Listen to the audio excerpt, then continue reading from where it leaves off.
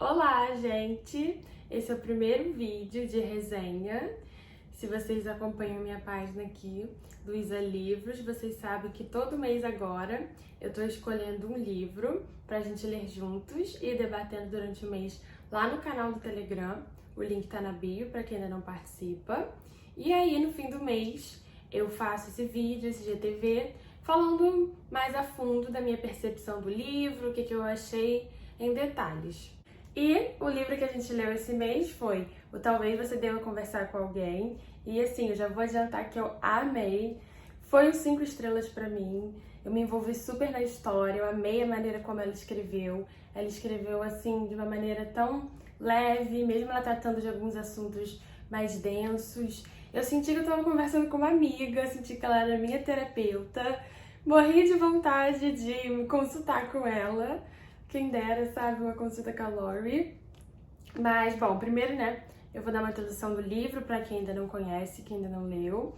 O livro começa quando a Lori tá vivendo a vida dela super bem. Ela tem 40 anos, já tem um filho de 8 anos, se eu não me engano, e ela tem um namorado, que ela chama ele o livro inteiro de O Namorado.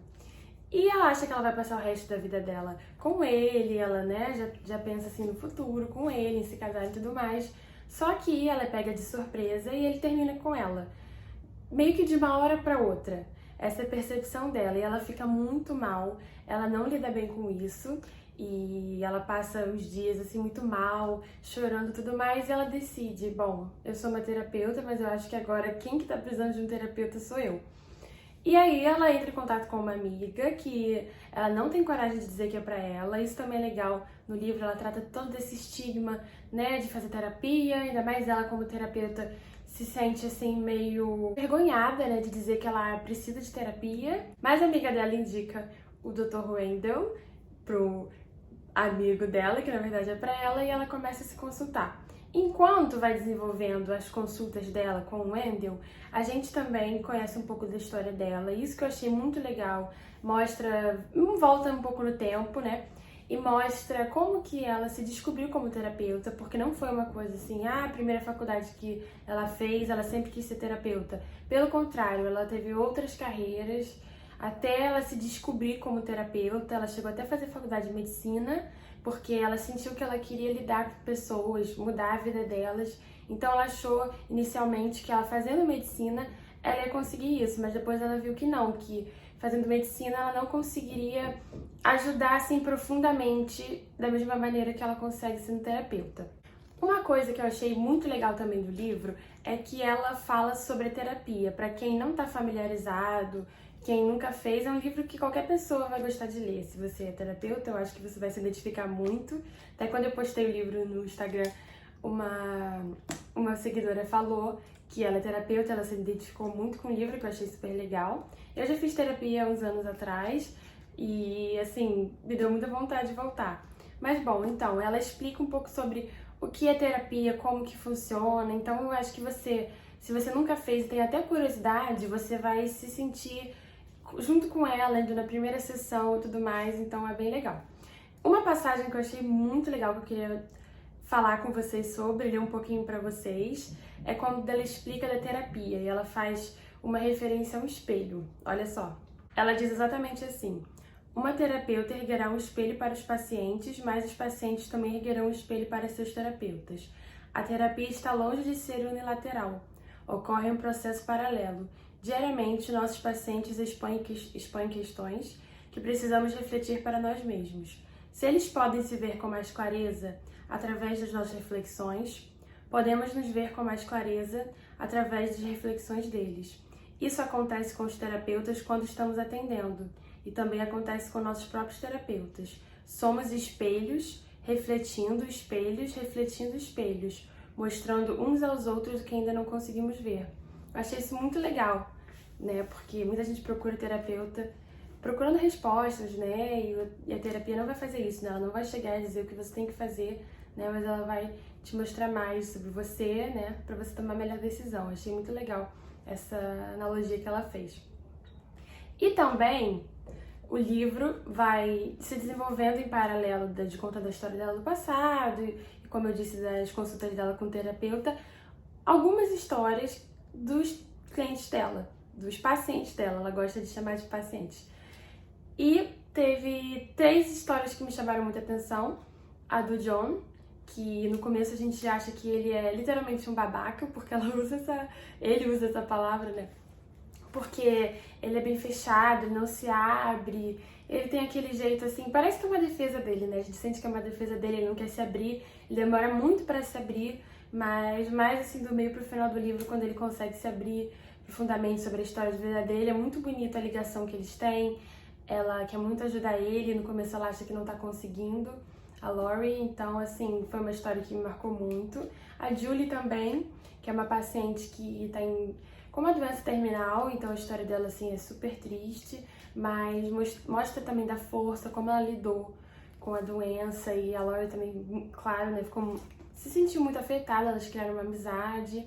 E também tem a Rita, que já é uma senhora, tá no fim da vida dela, e ela tá muito depressiva. Ela se sente infeliz porque ela não tem uma boa comunicação com os filhos não querem falar com ela.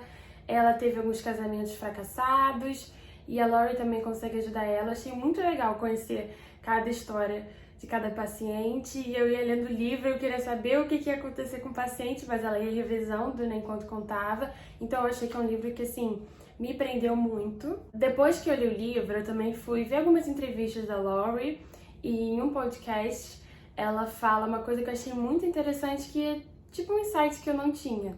Ela diz que com esse livro, ela mostrando histórias que aparentemente são muito diferentes, né, porque uma pessoa é mais idosa, outra tá numa doença terminal, né, o outro é um cara assim de uns 40, 50 anos que tá numa fase assim, né, de criando filhos pequenos. Parecem histórias bem diferentes, nada a ver com a outra, mas ela diz que ela quis mostrar que por mais que as pessoas pareçam diferentes, ela usa até essa frase, as pessoas são mais iguais do que diferentes, né? As pessoas têm mais similaridades do que diferenças.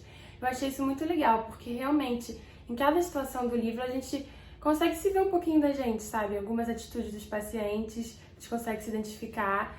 Então o livro é como se fosse uma grande sessão de terapia. Eu achei isso muito legal. É um livro bem diferente dos livros que eu tô acostumada a ler. Eu acho que eu nunca li um livro assim parecido. E ela também fala nessa entrevista que ela acha que um dos motivos que... O principal motivo, né, que fez o livro fazer tanto sucesso foi porque ela realmente se abriu.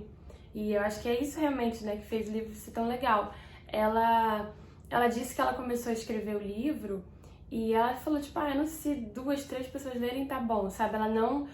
Ela não fez o livro assim como um grande projeto. Porque até ela conta no livro, fazendo parênteses, que inicialmente ela tinha que escrever um livro sobre outro assunto, um livro sobre felicidade, mas que não estava fluindo. Isso até é uma das questões que ela leva para terapia. E aí ela resolve começar a escrever esse livro de memórias. E ela falou, assim, uma expressão em inglês, né, que ela não se poliu, digamos assim, sabe? Ela escreveu mesmo e deixou daquela maneira, bem aberta, bem sincera. Ela não, assim, quis deixar muito formatada, sabe? Isso que eu achei legal. Que o livro é um livro bem sincero, então a gente, como eu falei, né, a gente se sente bem amiga dela. Eu separei aqui, vocês podem ver que o meu livro tá todo marcado, todo cheio aqui das fitinhas, como é que fala isso? E eu separei algumas partes do livro que eu achei bem legal. Ela também conta sobre uma paciente que chegou no consultório dela, assim, aos prantos. E isso foi logo quando ela começou a atender, né? Ela volta pra fase que ela ainda estava fazendo estágio, primeira cliente dela, primeira paciente dela. E ela ficou, assim, apavorada, porque a moça sentou lá, o nome dela é Michelle, se eu não me engano, e ela começou a chorar, chorar, chorar, e ela, meu Deus, o que eu faço? Ela tá chorando, será que eu falo alguma coisa? Será que eu deixo ela chorar? E aí ela fez um comentário que eu achei muito interessante, que mostra muito também, assim, nos dias de hoje, né, o que a gente passa com as redes sociais, olha só. Se alguma vez você quiser uma prova de que aquilo que as pessoas mostram online é uma versão mais bonita da vida delas, torne-se terapeuta e dê um Google nos seus pacientes.